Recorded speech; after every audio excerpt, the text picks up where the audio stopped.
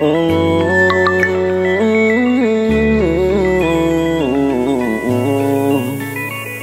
โอ้แค่พี่วี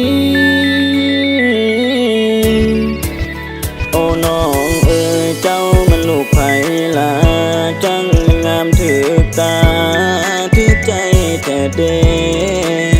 จนเป็นตาหักเหตุใจอายจนเสียอยากได้เจ้านั้นหลายเดบ่ฮู้สิมีสิทธิ์บ่มาหักกันบ่ลาเดี๋ยวสิพาแม่ดอกไปขอ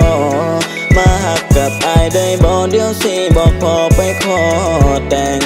เจ้าผู้แก้มใสใสน้องผู้ปากแดงแดงอยากได้เจ้านั้นมาเป็นแฟนสิได้บ่ถ้าเฮาเป็นแฟนกันอายพร้อมดูแลไปทั้งใจสิเฝ้าบอกพ่อแม่อายเข้าไปมันไปขอถ้าน้องมีใจพออายพร้อมจะรองานแต่งอายนี่อยากได้เจ้าแห่งเด้ออีลาคนงามน้องลาคำแพงเจ้าผู้แก้มเปิ้นวันอายเห็นแล้วอยากเอิ้นถามเจ้าได้บ่ว่าน้องถามไว้นั้นมีแฟนแล้วบ่เจ้ายังโสดไปเนาะใจยังว่างอยู่บ่นางอายนี่บ่มีไผหัวใจยังว่างอยากไปนอนเคียงข้างของเจ้าสิได้บ่อายบ่ได้รวยหน้าตาบ่ได้หล่อก็สิได้เป็นเคยพอ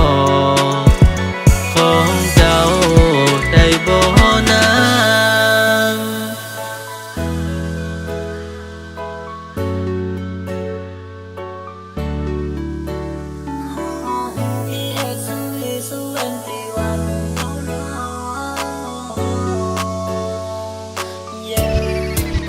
ที่เข้าไปชักก็เพราะว่าอายฮักและอยากให้เจ้าเปิดใจเอาไว้ที่เข้าไปทำเพราะว่ามักเจ้าแฮ